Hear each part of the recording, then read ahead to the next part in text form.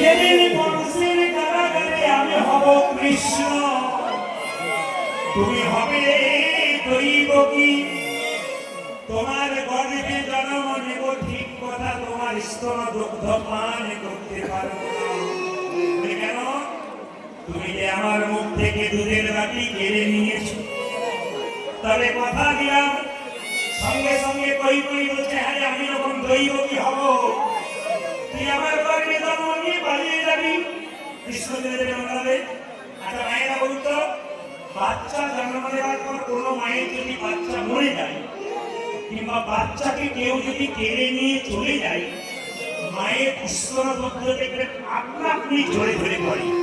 তো কই জিজ্ঞেস করছে, আচ্ছা রাম, তুই যখন আমার গর্ভে জন্ম নিয়ে নন্দাবাড়ি চলে যাবি কৃষ্ণ হয়ে, আমার দুগ্ধ তো মাটিতে ঝরে পড়বে, সেই দুগ্ধটা কি হবে, কে খাবে? কোন জিনিসই বিপদে যাবে না,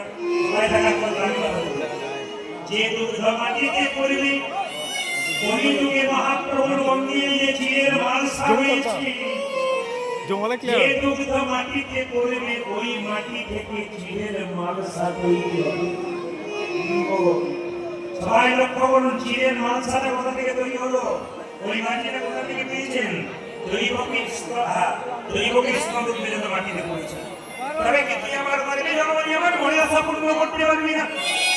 করতে পারবো না। সেই দিন কোন দিন জানো? যেদিন নদিয়াতে তুমি হবে আমার সতীমা, আমি হব আমার গৌরহরি। যেদিন নদিয়াই গৌরাঙ্গ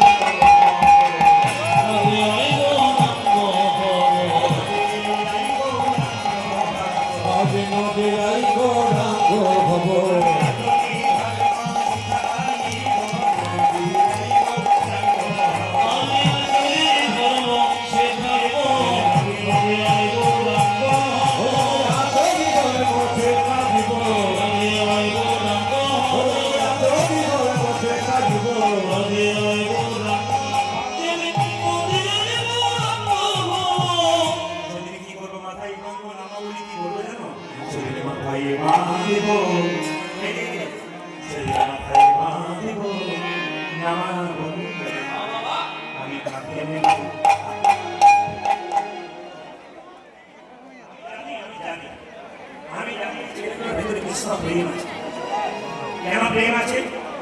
আমাকে বহুজন বলে, প্রদীপবাবু আপনার কীর্তন শুনে এই পরবর্তী প্রজন্ম চলে এসেছে, অন্য কীর্তনে এত কম বয়সে ছেলে দেখতে পাওয়া যায় না, আপনার কীর্তনে এত বাচ্চা বাচ্চা ছেলেগুলো বসে গেল, ওরা ঢুকেই গেছে ভেতরে।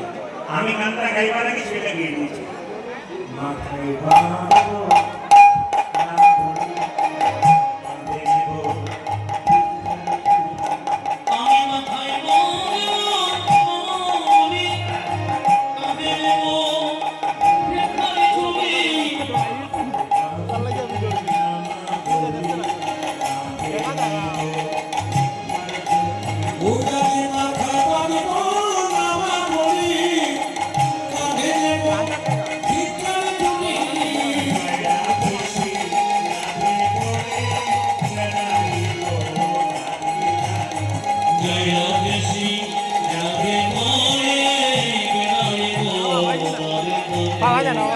আমিও দেখলাম।